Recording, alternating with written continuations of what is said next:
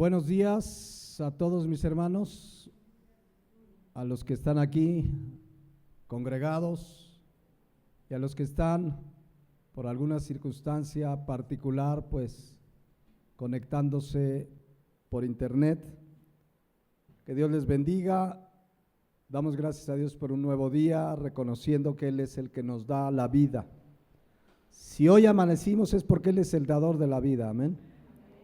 Y estamos iniciando una semana nueva, una semana donde, pues qué mejor que hacerlo congregándonos como lo instruye la palabra. Estamos en la enseñanza número 12 de la serie La Biblia y la Prosperidad. Y vamos a la segunda de 3 o 4 partes, no sé, del tema la psicología y la metafísica en la iglesia. Hace 8 días establecimos como conceptos fundamentales de la psicología son contrarios a conceptos fundamentales de la Biblia. Si fueran cosas ahí secundarias, menores, no sería tan grave, pero hablamos de conceptos fundamentales que la psicología, que además se ha metido a la iglesia, se contraponen a las verdades de la Biblia. Decíamos que psicología, según su definición, es una filosofía que trata del alma, de la mente, de sus facultades y operaciones, que es una ciencia o estudio de la mente y de la conducta de personas y animales. Ya desde su raíz, psique, alma o mente, y logos, tratado, pues ya desde ahí el que trata con la mente, una ciencia o filosofía que trata con la mente humana, con el corazón del hombre. Pero la Biblia dice en Jeremías 17:9 que el corazón del hombre es como engañoso es el corazón más que todas las cosas y perverso. ¿Quién lo conocerá? La palabra corazón en el hebreo habla de nuestra mente, de nuestra alma. Y dice que el corazón es, primero veíamos hace 8 días, engañoso, fraudulento, es torcido significa, pero también significa, también dice que el corazón es perverso y decíamos que significa frágil, débil, desahuciado, doloroso, enfermo, incurable, lamentable, perverso. Así es la mente y el corazón del ser humano a causa del pecado. Y dice el versículo 10 que Él es el que escudriña, dice yo Jehová que escudriño la mente, que pruebo el corazón para dar a cada uno según su camino, según el fruto de sus obras. Y escudriñar significa penetrar, examinar íntimamente. Yo Jehová, solo Dios. Soy el que puede examinar íntimamente, descubrir, explorar bien significa. Y saben que eso hace la palabra de Dios cuando la predicamos. Y obra para bien en unos y para mal en los que lo rechazan. Dice Hebreos 4:12, porque la palabra de Dios es que viva y eficaz. Ahorita les pongo otras versiones. Y más cortante que toda espada de 2 filos, y miren lo que dice ahí, y penetra. La palabra de Dios que es viva y eficaz, penetra hasta lo profundo del alma y del espíritu.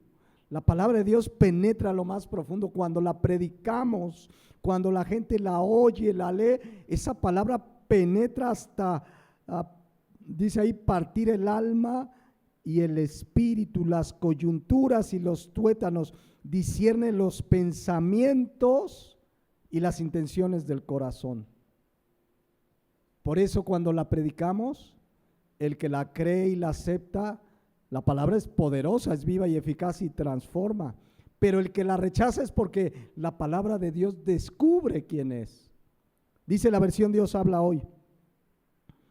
porque la palabra de Dios tiene vida y poder. Es más cortante que cualquier espada de dos filos y penetra hasta lo más profundo del alma y del espíritu, hasta lo más íntimo de la persona, y somete a juicio los pensamientos y las intenciones del corazón. ¿Se dan cuenta por qué mucha gente reacciona con enojo? No, tú pura Biblia, no, dime otra cosa. ¿Por qué Biblia? Porque la Biblia penetra, le descubre, lo desnuda espiritualmente cómo está. La Nueva Traducción Viviente dice, pues la palabra de Dios es viva y poderosa. Es más cortante que cualquier espada de dos filos. Penetra entre el alma y el espíritu, entre la articulación y la médula del hueso. Deja al descubierto nuestros pensamientos y deseos más íntimos. Por eso no es agradable para la mayoría de la humanidad la palabra de Dios, porque penetra, porque habla del pecado, porque dice quién es esa persona, pero también tiene la solución, que eso es lo maravilloso. Pero la gente ama más las tinieblas, su pecado, por eso no vienen a la luz, que es la palabra de Dios. También les decía hace 8 días que si hay algo que rechaza la psicología es el pecado. Para la psicología no existe el pecado, hay errores, faltas de conducta, pero no, pecado no. La psicología rechaza terminantemente que el hombre peque, cuando la Biblia dice, y recordábamos Romanos 3:10, no hay justo ni aún uno. Y Romanos 3:23, por cuanto todos pecaron, quien me digas, es que hermano, si usted conociera a mi abuelita, es un pan dulce, peca como tú y como yo, todos pecaron, dice la palabra de Dios, están destituidos, separados de la gloria de Dios. Entonces, toda persona es pecadora, claro que sí, pero la filosofía dice no existe el pecado. ¿Saben cómo decíamos que le llaman al pecado? Errores, faltas. Cometiste un error. No es pecado, cometiste un error, le llaman errores. Y repito, desde muchos púlpitos, pastores, ya como que no usan la palabra pecado. Una vez un pastor dijo, es que hay que ser sagaces, hay que utilizar un vocabulario que la gente no rechace. O sea, hay que acomodar la palabra para que la gente la acepte. No, al pecado, ¿cómo se le llama? Pecado, punto. Es pecado y además dice, no, es que tú no tienes la culpa. Tú no eres malo, tú eres bueno, y entonces si haces algo malo es porque tu entorno, las circunstancias te hicieron hacerlo. Según ellos, el hombre es bueno por naturaleza, pero hace cosas malas porque pues las circunstancias, a lo mejor el que robó porque lo maltrataron, el que maltrataba a su esposa porque eso vio en la casa de sus padres, y entonces eres un reflejo, pero tú no eres culpable. Toda la culpa viene de afuera, no de ti, porque tú eres bueno por dentro. ¿Qué vimos que dijo Cristo? Que hablando de errores, me equivoqué hace 8 días. Cité Mateo 7:20 en adelante, cuando era Marcos. Ese sí es un error. No es un pecado, no, el pastor pecó hace 8 días, nos dijo que Mateo. No, una hermana tuvo a bien hacerme la observación que era Marcos y no Mateo. Bueno, Marcos 7:20 dice, pero decía que lo que del hombre sale, eso contamina al hombre. Versículo 21, porque, ¿qué dice ahí? De dentro del corazón de los hombres, no de fuera, no las circunstancias, no es porque te hicieron, de dentro del corazón del hombre salen ¿qué?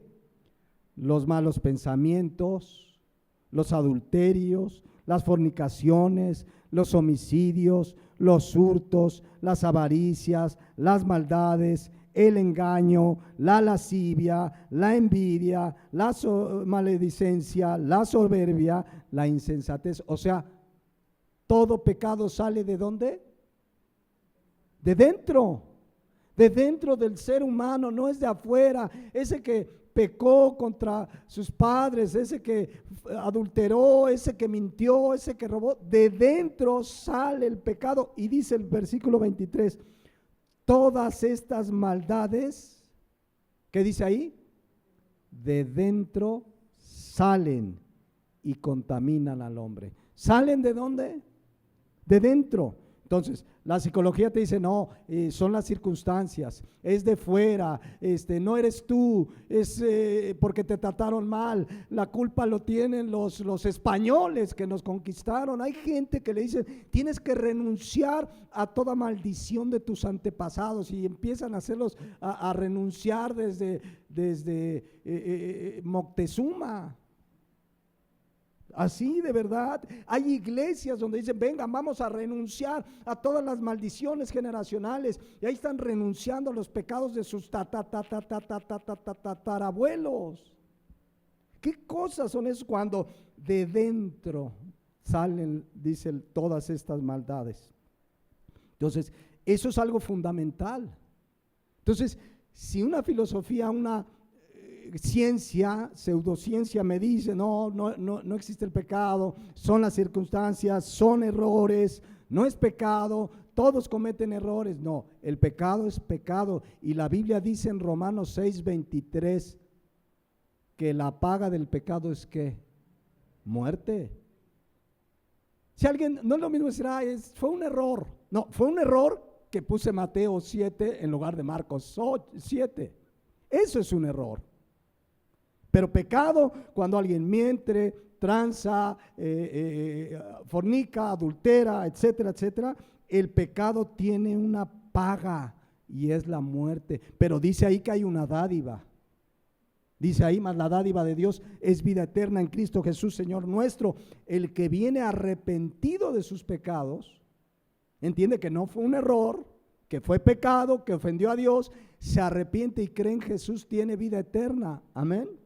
Eso es lo maravilloso de la palabra de Dios. Bueno, otro de los puntos que trata mucho la psicología, y también ya desde muchos púlpitos, desde hace varios años, es lo que se le conoce como la autoestima. ¿Alguien ha oído ese concepto? Autoestima.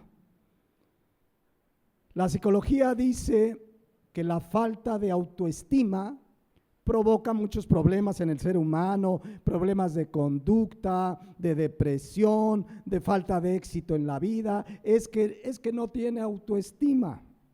De entrada, déjenme definirles lo que dice el diccionario que es la autoestima. Autoestima, dice el diccionario, es la valoración y percepción que una persona tiene de sí misma. Es la valoración y percepción que una persona tiene de sí misma. Se trata de la medida en la que alguien se aprecia y se respeta a sí mismo, influyendo en su autoconcepto, su autoconfianza y su bienestar emocional.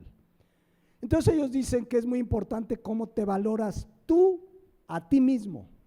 Tú a ti mismo. Entonces si alguien anda mal, dice es que tienes baja autoestima. Necesitas una alta autoestima. A alguien le han dicho es que te falta autoestima. De entrada el concepto ya es excluyente.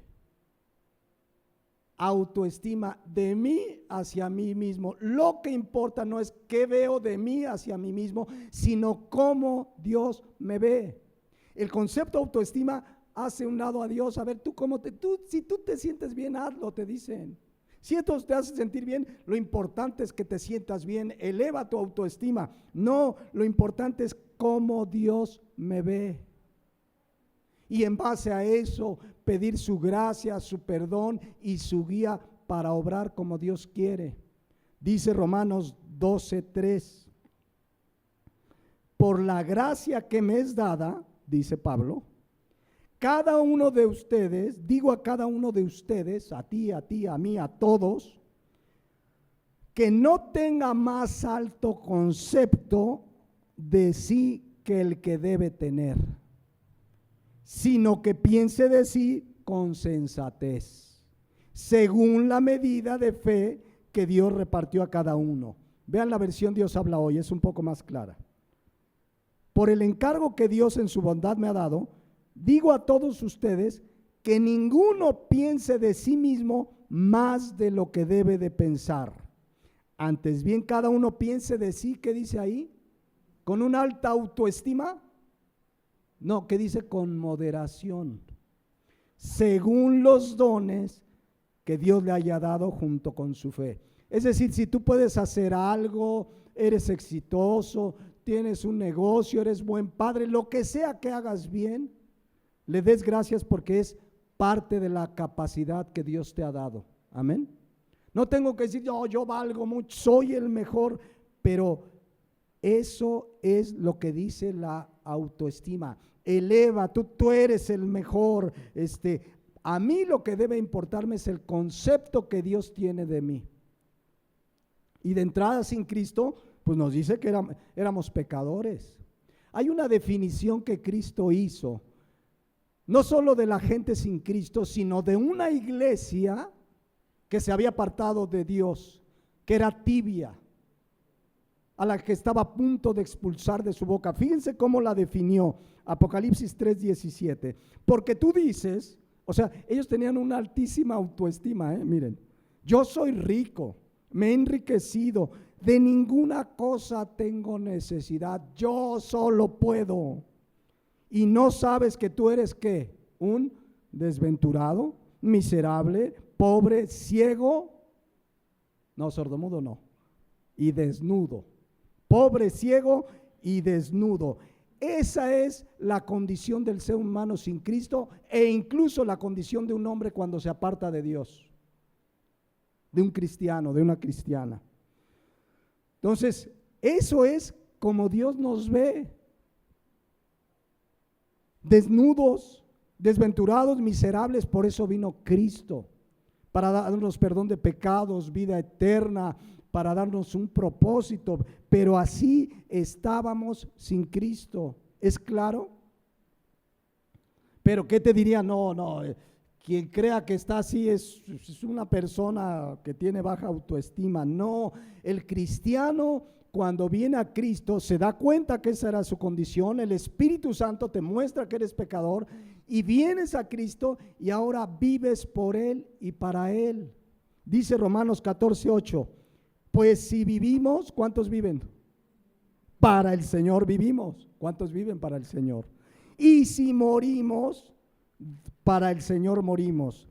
Así que, sea que vivamos o que muramos, del Señor somos. Ahora, una vez escuché, y ahí quiero romper ese argumento, que hay quienes justifican la autoestima con un versículo que está en una declaración de Cristo donde resumió los 10 mandamientos y la ley. Mateo 22:37. Jesús le dijo, amarás al Señor tu Dios con todo tu corazón y con toda tu alma y con toda tu mente. Este es el primero y grande mandamiento. Y luego viene esto, escuchen, versículo 39. Y el segundo es semejante. ¿Cuál es el segundo? Amarás a tu prójimo. ¿Y cómo termina diciendo? Como a ti mismo. Y entonces te dice, ahí está. Ámate a ti mismo, esa es la autoestima. Ámate, tú vales, tú eres el primero, tú eres el mejor, tú eres lo más importante. Eso en términos claros se llama egoísmo. Cuando pienso en yo y yo soy el mejor y yo necesito, egoísmo, egocentrismo, es pecado producto de un corazón perverso y engañoso. Eso no dice aquí la Biblia que sea amarse a sí mismo, tener una alta autoestima. ¿Saben de dónde sale esa declaración de Cristo? Ama a tu prójimo como a ti mismo. ¿En qué contexto se da? Levíticos 19:8. Fíjense qué contexto se da. Amar a mi prójimo como a mí mismo. Dice, no te vengarás. ¿Alguien te hizo algo? ¿Qué debes hacer? No te vengues. ¿Qué te hicieron? No guardes rencor a los hijos de tu pueblo, sino amarás a tu prójimo como a ti mismo. ¿De dónde sale la expresión? ¿Qué significa amar a mi prójimo como a mí mismo? Primero que nada dice, no te vengues, no guardes rencor. El verdadero amor al prójimo como a mí mismo es ser capaz de perdonarlo. Ser capaz incluso de, dice la palabra de Dios, de amar a nuestros enemigos, dice la palabra. No habla de autoestima, habla de que soy capaz de hacer por otro lo que soy capaz de hacer por mí. Eso es amar a mi prójimo como a mí mismo. No es elevar tu autoestima, ni Levítico 19:18 ni Mateo 2:39 están hablando de autoestima. Están hablando de un corazón compasivo que ama al otro y lo cuida y lo protege y lo perdona como lo haría consigo mismo. Eso es amarse, o eso es amar al prójimo como a ti mismo. No tiene nada que ver con autoestima. En cambio, miren lo que sí nos pide la palabra de Dios, Filipenses 2:5. Esto es un mandato para todos, escuchen. Haya pues en vosotros este sentir que hubo en Cristo Jesús. ¿Qué nos está mandando este versículo 5? Que tengamos el mismo sentir que ¿quién? Que Cristo. Bueno, ¿cuál fue ese sentir? Vamos a ver si tuvo una alta autoestima. El cual, siendo en forma de Dios, es decir, era Dios. ¿Y qué hizo? Ahí lo dice, tuvo una alta autoestima. ¿Así dice? No, ¿qué dice? Lo contrario, no estimó. ¿Ya vieron?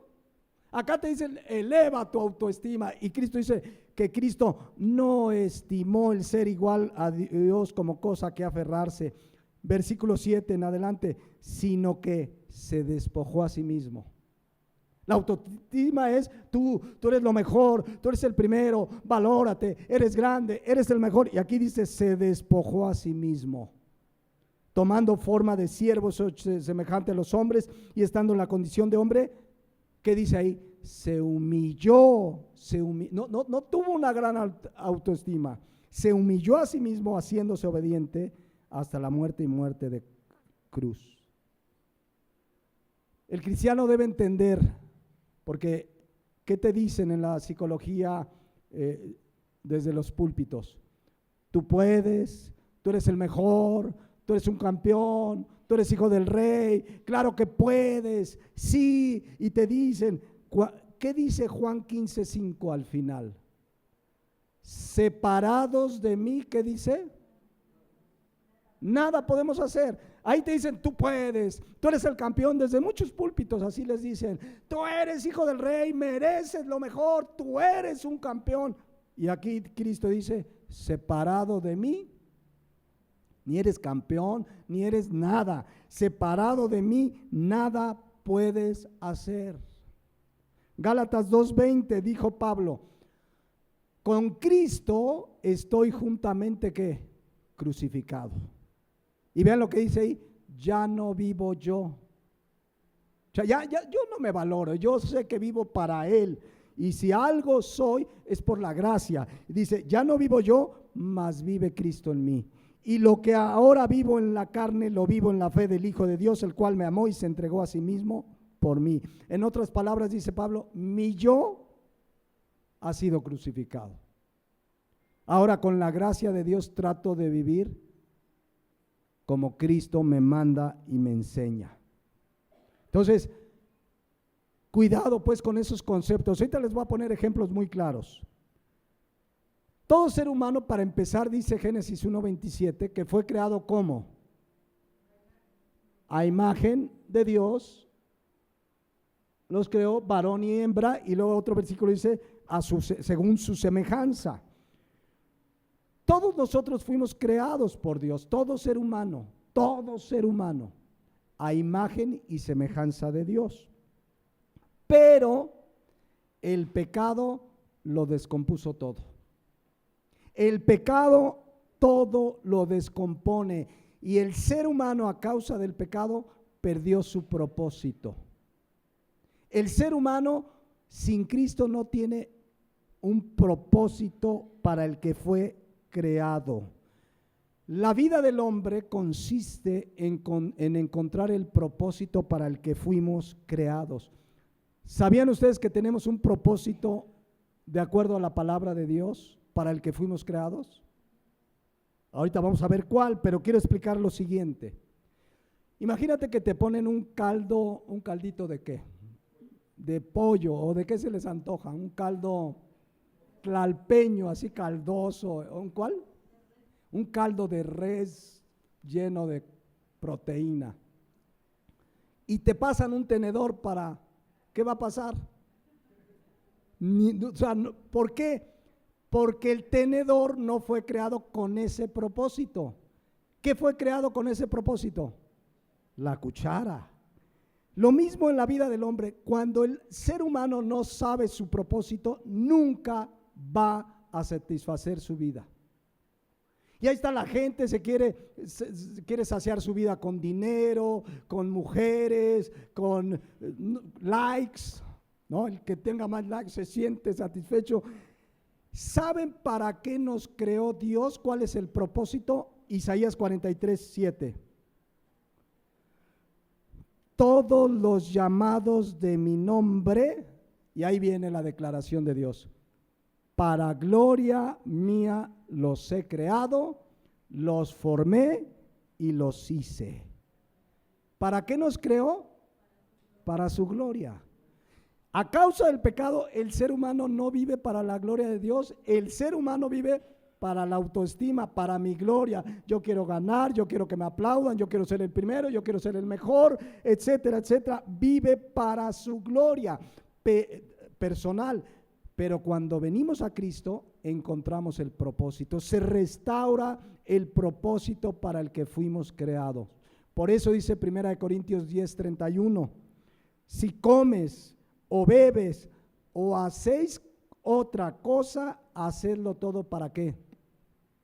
Para la gloria de Dios. Nunca un ser humano fuera de Cristo encontrará el propósito de su vida. Tú podrás oír millonarios que dicen, yo encontré el propósito de mi vida. Dentro de sí están insatisfechos, vacíos, huecos, porque no están. Dios los hizo con un propósito. Eres hecho con el propósito de darle la gloria a Dios.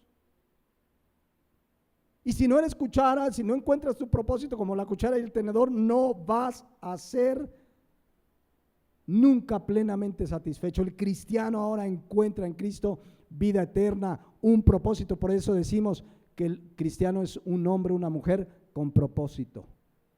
¿Y cuál es ese propósito? Glorificar a Dios. Entonces la autoestima es todo lo contrario, es tú, y entonces te van a decir, tú vas a prosperar, tú eres un campeón. ¿Qué les dicen en muchos púlpitos? Miren, muchos púlpitos son como terapias grupales. Ahí está la gente y entonces pasa el terapeuta predicador. Tú eres el mejor, a ver, levántese, di, soy cabeza y no cola, y se levantan, soy cabeza y no cola, y repite, y vean, échense una ojeada, no los vean, no pierdan el tiempo, pero a los títulos de las predicaciones en YouTube de la mayoría de estos predicadores, cómo ser exitoso, cómo la clave de la prosperidad, 52 maneras de elevar tu autoestima, 7 pasos para el éxito empresarial, y han caído en meter la psicología, pero han hecho a un lado ¿qué? La palabra de Dios, que es viva y eficaz y que penetra. No, como eso a muchos ofende porque la palabra de Dios confronta, pues mejor han traído la psicología. Les hablo de quien me digan, predicadores famosos y no famosos, de Estados Unidos, de Latinoamérica, Luna, Maldonado, Marcos Witt, qué sé yo, Rick Warren. Rick Warren tenía o tiene una de las iglesias más grandes en Estados Unidos, se acaba de retirar, pero es famoso por su predicación psicológica, motivacional. No son predicadores, ¿saben qué son? Motivadores profesionales. Escucha a Goebbels y tú los escuchas de verdad, de pronto sí te sacan una que otra lagrimita. ¿Sí? No, sí, llora, pero la palabra está ausente. pura psicología, pura terapia, y eres el mejor, y eres el campeón, y sales de ahí como si te hubieran dado, ¿qué? Te hubieran dado cuerda. ¿Cuántos conocieron los muñequitos de cuerda? Le dabas cuerda y entonces el muñequito y se paraba. Así son esos motivadores, les dan cuerda y entonces sales en la semana, sí, voy a conquistar México para Cristo y voy a conquistar mi familia y soy exitoso, y como miércoles ya se acabó, tienen que regresar a que les den cuerda. A ver, y ahí están. Cada domingo los terapian. No, eres el mejor, eres un campeón. Dentro de ti hay un campeón, descúbrelo. Quieren levantar la autoestima, de tal manera que dicen que el que no prospera, el que no es exitoso, porque tienes un padre rico, tienes un Dios poderoso, y si no prospera es porque tiene baja autoestima. Es que no te valoras, es que no logras porque, híjole, no entiendes que eres hijo del rey, reclama lo mejor. Entonces se han vuelto terapeutas más que predicadores de la palabra de Dios, y entonces le dicen a la gente, a ver, como cristianos vamos a tomar la radio, vamos a tomar la televisión, vamos a tomar el gobierno, vamos a recuperar lo que es nuestro, cuando se olvidan que la Biblia dice que el gobierno de Cristo no es de este mundo. No vamos a tomar ningún gobierno, vamos a tomar la palabra y predicarla a la gente, amén. Pero así están terapiando, elevando la autoestima. ¿Saben qué decía Pablo de sí mismo? 1 Timoteo 1:15. Palabra fiel y digna ¿de qué? De ser recibidas por todos. Esa sí es palabra digna de ser recibida. Dice que Cristo Jesús vino al mundo para salvar a los pecadores. Y vean cómo se describe Pablo a él. De los cuales, ¿qué dice Pablo? Yo soy el primero. ¿Saben qué le dirían? Pablo, tienes baja autoestima. ¿Cómo que eres el primero de los pecadores? No, Pablo, tú eres un héroe, tú eres un campeón, tú eres un gigante de Dios. Así los presentan, ¿no? El gigante de Dios. ¿Cuál gigante de Dios? Todo ser humano, no es lo importante lo que tú eres, sino lo que Dios puede hacer en ti. Amén. Pero Pablo tenía un concepto claro de él. De los pecadores dice, yo soy el primero. Ya le hubieran dicho, no, Pablo, no, eleva tu autoestima, di, soy el apóstol de los apóstoles, ¿no? Ahora, entendiendo esto, todo ser humano, como dijimos, fue creado a imagen de Dios, a su semejanza. El pecado es lo que ha distorsionado todo. En realidad, pensemos en aquellos que diseñaron y planearon la famosa inauguración de los Juegos Olímpicos. Cosas perversas y terribles. Son pecadores igual que nosotros. No somos mejores que ellos. La única diferencia es que la gracia de Dios nos alcanzó. Amén. Por eso ahora de pronto hay cristianos que dicen, no, pobres pecadores, tú eres un pecador. Pablo decía, de los pecadores yo soy el primero. O sea, no debemos tener más alto concepto de nosotros que el que debemos de tener, y la Biblia dice que somos pecadores rescatados por su gracia. Amén.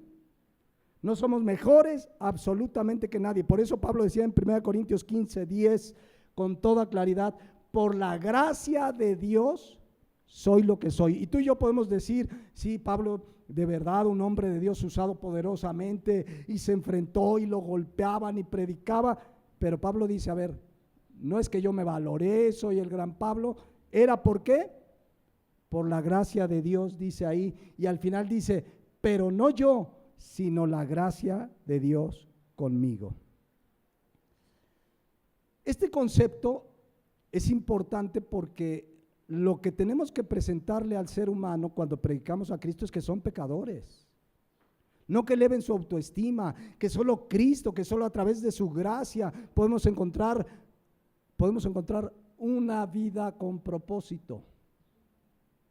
Y cito una vida con propósito porque les voy a recordar que además de aquel libro que citamos de Tu mejor vida ahora, de Joel Osteen, uno de los libros más vendidos después de ese a nivel mundial y traducido a muchos idiomas, del autor Rick Warren, se llamaba justamente, ¿cómo creen? una vida con propósito. ¿Cuántos lo leyeron? Sé de iglesias que hasta lo llevaban como estudio, porque la idea era llevar 40 días, había una lectura para cada día y unos consejos, y entonces había iglesias, vamos a estudiar 40 días con propósito, porque ellos decían que en esos 40 días transformarían tu vida. Fíjense nada más, no la Biblia, no. Su libro dice, así dice el libro, 40 días que transformarán tu vida. Bueno, les voy a decir algunas de las cosas que enseña ese libro. Lo vendían hasta en el Sanborns. No sé si todavía lo venden, pero ya seguramente ya va la edición. Por ejemplo, para que se den una idea, porque trata mucho con psicología de la autoestima. Entonces describe a Sansón. ¿Cuántos conocen la historia de Sansón? ¿Cuál fue el problema de Sansón? Las mujeres, que era pecador, que era ojo alegre, sí, y entonces cayó con Dalila y Sansoncito y mira, y pecó, pero no, Rick Warren define en su libro que Sansón lo que tenía era problemas de dependencia. O sea, hacen a un lado el pecado. No, el problema de Sansón no es que pecó, no es que fornicó, tenía problemas de dependencia. Son conceptos de la psicología. Tenía problemas, están sustituyendo lo que dice la palabra de Dios con lo que dice la psicología. Entonces llega un pecador conmigo como pastor, ay pastor, es que mire esto y caí acá. Son problemas de dependencia. Son conceptos psicológicos. Cuando dice la Biblia en Proverbios 28:13, el que encubre sus pecados no prosperará, mas el que los confiesa y se aparta alcanzará misericordia. Entonces la Biblia es muy clara. 1 Corintios 6, 9 y 10, porque a veces llega alguien, mire pastor, es que yo tengo una enfermedad. Tú atento, ¿qué? Soy alcohólico. Y entonces uno le dice, no, eso no es una enfermedad. ¿Ustedes creen que una persona se va a ir al infierno por una enfermedad? Que a Dios, ay no, como estás enfermo, te vas a condenar. ¿Por qué se va a ir la gente al infierno? Por los pecados. Y miren lo que dice 1 Corintios 6, 9 y 10. ¿No sabéis que los injustos no heredarán el reino de Dios? No erréis, ni los fornicarios. No son problemas de dependencia, son fornicarios, ni los idólatras, ni los adúlteros, ni los afeminados, ni los que se echan con varones, ni los ladrones, ni los avaros, ni los ¿qué? Los que están enfermos de alcoholismo, dice ahí. No, ni los borrachos, no es enfermedad, ni los borrachos, ni los maldicientes, ni los estafadores heredarán el reino de Dios. Entonces, si yo no confronto a la persona, si le digo, sí, tienes una enfermedad, vamos a orar por tu enfermedad, no, ¿sabes qué? Arrepiente. Probablemente por su alcoholismo tenga una dependencia que no puede controlar y se puede tratar, pero lo primero que tiene que reconocer es que es pecado. ¿Me explico?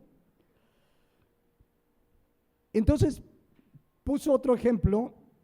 ¿Cuántos conocen la historia de Gedeón? ¿Quién es Gedeón? ¿No? Está en la Biblia. Fíjense, el pueblo de Israel fue asediado por los madianitas, pero vamos a ver por qué. Jueces 6:1, para que vean, porque dice Rick Warren que Gedeón tenía un problema de autoestima. Vamos a ver qué dice la Biblia. Jueces 6:1, los hijos de Israel, ¿qué dice ahí? Hicieron lo malo ante los ojos de Jehová, o sea, pecaron.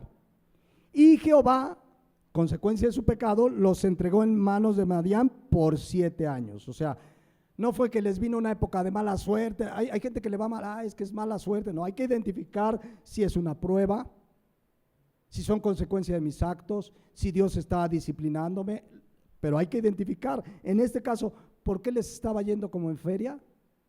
Porque hicieron lo malo. Versículo 2, y la mano de Madián prevaleció contra Israel, y los hijos de Israel, por causa de los madianitas, se hicieron cuevas en los montes y las cavernas y lugares fortificados. Es decir, en las cuevas guardaban sus sembradíos para que cuando vinieran los madianitas no lo encontraran. Pero vean versículo 3, Pues sucedía que cuando Israel había sembrado, subían los madianitas y los amalecitas y los hijos de oriente contra ellos, subían y los atacaban, y acampando contra ellos destruían los frutos de la tierra hasta llegar a Gaza, y no dejaban que comer a Israel ni bueyes, ni ovejas, ni asnos, porque subían ellos y sus ganados y venían con sus tiendas en grande multitud, como langostas ellos, y sus camellos eran innumerables, así venían a la tierra para devastarla. O sea, sembraban, ya tenían, ya vamos a cosechar, venían los madianitas y ¿qué hacían? Les quitaban todo, su ganado, todo. De versículo 6, de este modo empobrecía Israel en gran manera por causa de Madián, y los hijos de Israel clamaron a Jehová. Por fin, después de su pecado, ¿qué hicieron? Clamaron.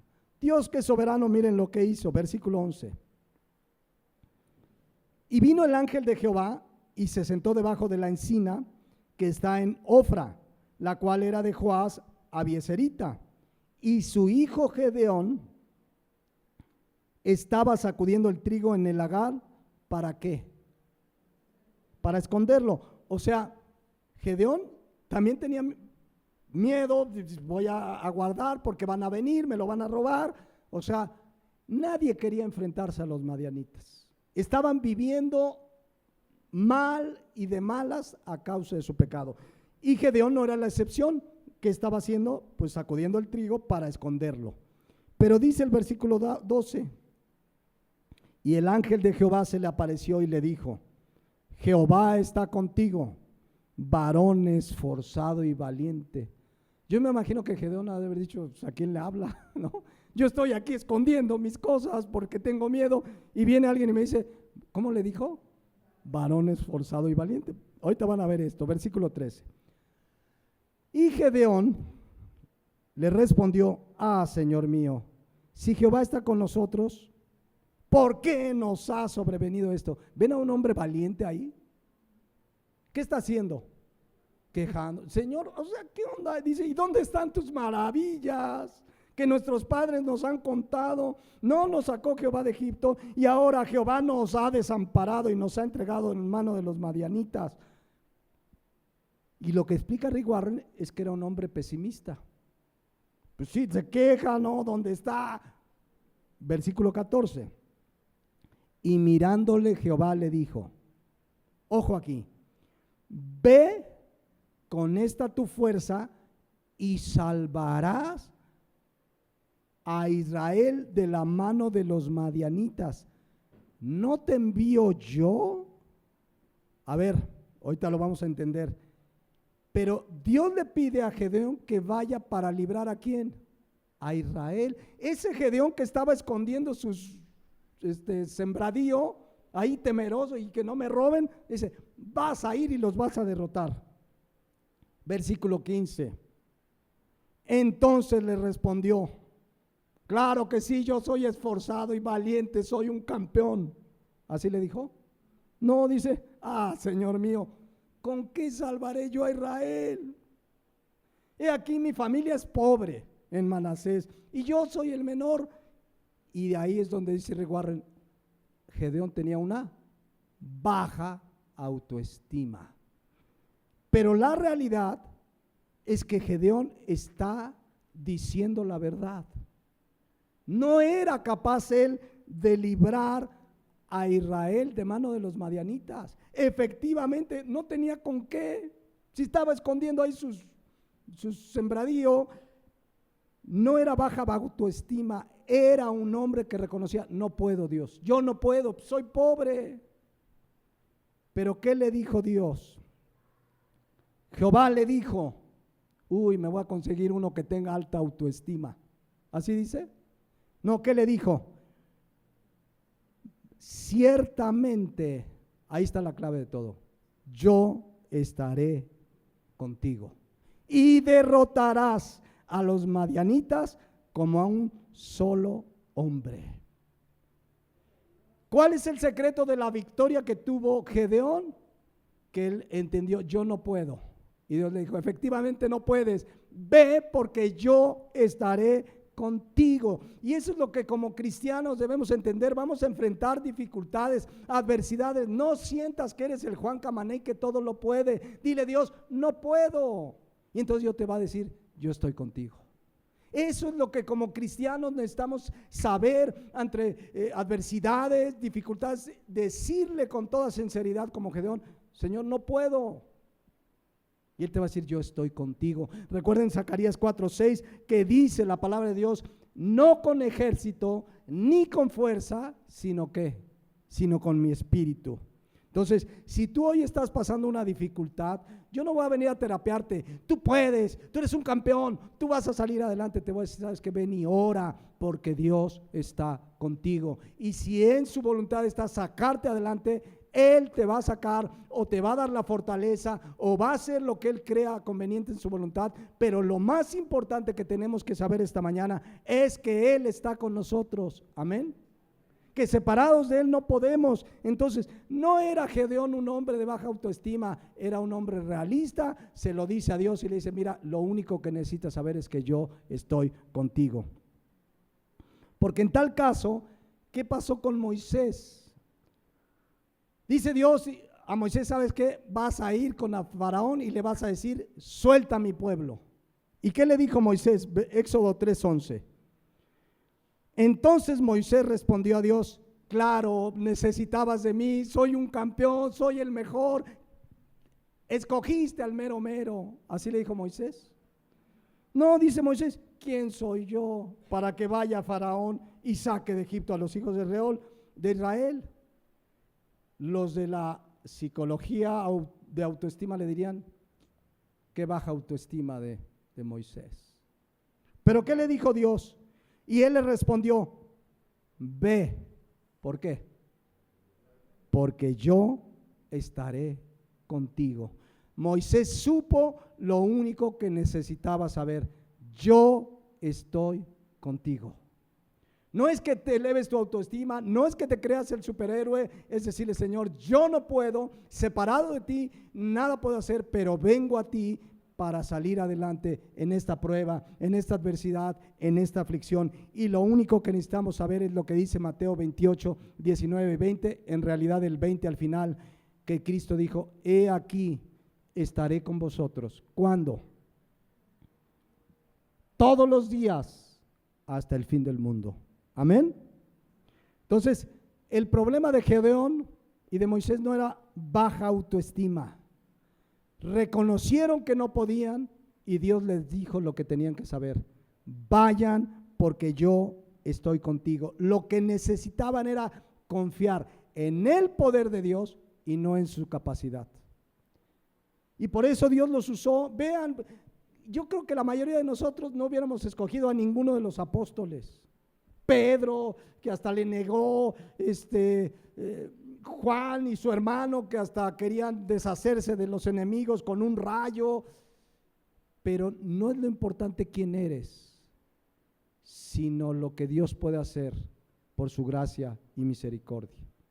Que si le creemos y le obedecemos es cuando Dios obra. El primer paso para que Dios obre en mi vida es reconocer que solo no puedo, que lo necesito a Él. No es que yo me crea el campeón, que yo crea que todo lo puedo. Miren, en el banco donde trabajé por muchos años, cada tanto nos llevaban a pláticas con importantes, en realidad eran motivadores. Salía uno de ahí, vamos a conquistar, le vamos a ganar a la competencia, somos los mejores, el Banco Azul es mejor que Bancricri, y ahí estábamos y íbamos a conquistar. Te motivaban. Pero esos los pones en un púlpito y cualquiera los confunde con pastores, ¿eh? Un día llegó un hermano, oiga hermano, ya vio, le recomiendo que escuche a Daniel Aviv. ¿No han oído a Daniel Aviv? Es un psicólogo, youtuber, que muchos creen que es cristiano. Porque de repente trae unos conceptos así medios, que dice, ay, sí parece medio bíblico, pero no, mis hermanos, es uno de estos. Es uno de estos. Entonces, no necesitamos autoestima, necesitamos venir delante de Dios. Señor, heme aquí, usa mi vida. Tú dime, ¿qué quieres que yo haga? Es lo que le dice cuando se encontró Pablo con Jesús. ¿Qué quieres que haga? Y les vea donde te daré instrucciones. Entonces, tristemente, en muchas iglesias lo que hay es esto: motivación, mensajes motivacionales, y tú puedes, y tú lo vas a lograr, y sales, te dan cuerda. Y ahí la cuerda, a lo mejor a algunos la cuerda les alcanza hasta el jueves, otros les alcanza el martes, ya se desaniman y empiezan a terapiarte. Necesitamos saber lo que supo Gedeón y Moisés. Ve, porque yo estaré contigo. Miren, tengo mucho más, vamos a tener que continuar en 8 días, pero este tipo de predicadores sí usan la Biblia. Ese es el peligro. No todo lo que enseñan es herético, pero tienen graves herejías que apartan a la gente de la verdad del evangelio. Pedro dijo en 2 de Pedro 2:1 que habría falsos maestros, y miren lo que dice ahí, que encubiertamente introducirían ¿qué? Herejías destructoras. ¿A poco no es destructor que si viene una persona, hermano, fíjese que forniqué con mi novia, con mi novio, ¿qué hago? Y yo le diga, es un error, mira, se me hace que es un problema de dependencia. ¿A poco no es una herejía destructiva? En lugar de decirle, arrepiéntete y ven a Cristo y la sangre de Cristo te limpia de todo pecado, pero arrepiéntete y apártate de tu pecado. Entonces son herejías que las meten, pero miren, ¿cuántos han oído hablar de un programa de radio? Hace muchos años no había el YouTube y yo me acuerdo que teníamos un radito de onda corta y agarraba un programa que se llamaba, ahorita les digo, se llamaba Radio de la Familia. A ver, era algo así como Radio de la Familia y había unos mensajes psicológicos, motivacionales, medios bíblicos del doctor psicólogo pastor James Dobson. ¿Alguien ha oído de James Dobson? Bueno, los que estudiamos la Biblia para el pastorado y todo, pues nos ponían a leer muchos libros y entre ellos eran los de James Dobson, que son conceptos meramente psicológicos. Fíjense, por ejemplo, uno de sus libros dice así, como título, y este va para las mujeres, para que lo compren, ahí lo traigo a la venta. No, no es cierto. Lo que las esposas desean que sepan sus esposos sobre sus mujeres. Fíjense el título, lo que las esposas desean que sepan sus esposos sobre sus mujeres. Y el título atrae. Pero fíjense de las cosas con las que comienza el libro. Si pudiera escribir una receta para las mujeres del mundo, proveería a cada una de ellas con una dosis de valor de autoestima y personal, tomada 3 veces al día hasta que los síntomas desaparezcan. No tengo duda que esta es su máxima necesidad. Según el doctor Dobson, la máxima necesidad de las mujeres es autoestima. Autoestima. Pregunta, ¿qué no nuestra máxima necesidad es Cristo? Es su palabra, es venir a la palabra. No necesitamos cada día alimentarnos de ella. Pero el título es atractivo, es una manera de sustituir la Biblia por sus conceptos. Mujeres necesitan autoestima. No, mujeres necesitan a Cristo, necesitan la palabra, y todos, mujeres, hombres, niños, jóvenes, no necesitamos autoestima, necesitamos la palabra de Dios. Dice en su libro, la falta de autoestima realmente puede extinguir el deseo de vivir. O sea, cayeron en los conceptos psicológicos. Y otro de los libros empieza a analizar, dice, es que los problemas de la gente en general es su temperamento. Y describe 4 temperamentos que vienen de la psicología. Seguramente oyeron que el temperamento flemático, que el temperamento flemático, melancólico, colérico o flemático. Según ellos, tú y yo nacemos con un temperamento. Y entonces analizan, miren, Pedro era flemático, Pablo era colérico y Judas era colérico y por eso actuó como actuó. No, la Biblia le llama pecado. Están metiendo la psicología dentro de la iglesia. No es un problema de temperamento, es un problema de ¿qué? De pecado. Y el pecado es únicamente resuelto cuando venimos arrepentidos delante de Él. Amén. Voy a dejarle hasta aquí. Hay más que hablar y vamos a terminar en 8 días la parte de psicología y vamos a entrar a la metafísica, que están relacionadas, le mezclan ahí de todo, psicología, fetichismo, vamos a ver un montón de cosas más, pero vamos a dejarle aquí, mis hermanos. Reflexionemos en esto. Tu mayor necesidad y mi mayor necesidad es Cristo, es su palabra. Es reconocer que separados de Él nada podemos hacer. Es reconocer como Gedeón que somos incapaces por nosotros mismos. No es falta de autoestima, es venir y decir, Señor, yo necesito de ti. Necesito que guíes mi vida, mi negocio, mi familia, mi persona, todo, porque separado de ti nada puedo hacer. No es que creas que todo lo puedo, no podemos, sin Cristo no podemos. Y no es llevarlos a una baja estima, necesitamos creerle a Dios y entender que, como decía Zacarías, no con ejército ni con espada, sino con su Santo Espíritu. Amén. Vamos a dejarle aquí, les invito a que cierren sus ojos y oremos a Dios. Meditemos. Lo primero que como cristianos debemos saber es que no somos mejores que nadie en este mundo. Somos pecadores a quienes la gracia de Dios nos alcanzó. Pecadores que por su gracia y misericordia nos rescató de una vana manera de vivir. Pecadores que necesitamos cada día venir en oración a la palabra, tener comunión con Él, leer su palabra, clamar cada día. Sí somos dependientes, pero de Cristo. Sí somos dependientes, pero de su palabra, de su guía y dirección cada día. Necesitamos caminar en este mundo, no como lo dice la psicología ni estos motivadores, caminar entendiendo que lo necesitamos a Él en todas las áreas de nuestra vida. Que sea Él el que dirija nuestra vida, nuestras decisiones, cada decisión. Señor, ¿qué quieres tú? ¿Qué quieres que yo haga?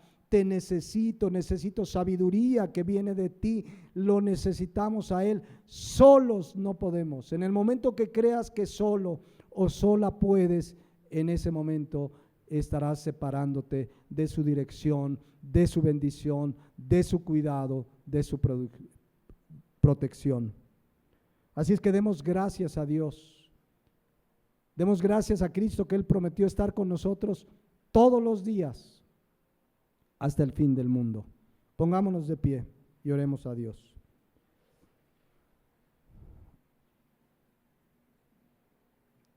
Bendito Padre, gracias por tu palabra.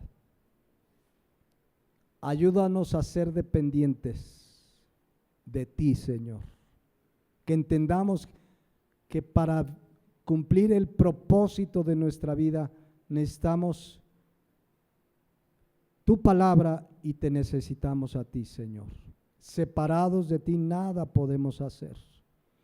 El mundo, la psicología nos dice, tú puedes, tú eres exitoso, tú eres el mejor, tú eres un campeón. Pero nosotros entendemos que éramos pecadores a quienes tu gracia y misericordia nos alcanzó. Gracias por habernos rescatado de esa vana manera de vivir. Gracias porque ahora tenemos un propósito y ese propósito es glorificarte con nuestra vida, que todo lo que hagamos te glorifique, que desterremos de nuestra vida cualquier filosofía, enseñanza, doctrina que no esté fundada sobre tu palabra, Señor. Tu palabra que es viva, que es eficaz, que es poderosa, que penetra, que nos transforma, que nos alimenta. Que entendamos que tú nos creaste con un propósito y es darte la gloria en todo lo que hacemos. Gracias te damos, Padre, porque un día alguien nos habló de Cristo. Tu Santo Espíritu nos mostró nuestra condición, que estábamos desnudos, pobres, ciegos. pero dice tu palabra que nos amaste siendo aún pecadores, y aún así Cristo murió por nosotros. Gracias por tu obra en la cruz. Te adoramos, te exaltamos, te necesitamos cada día.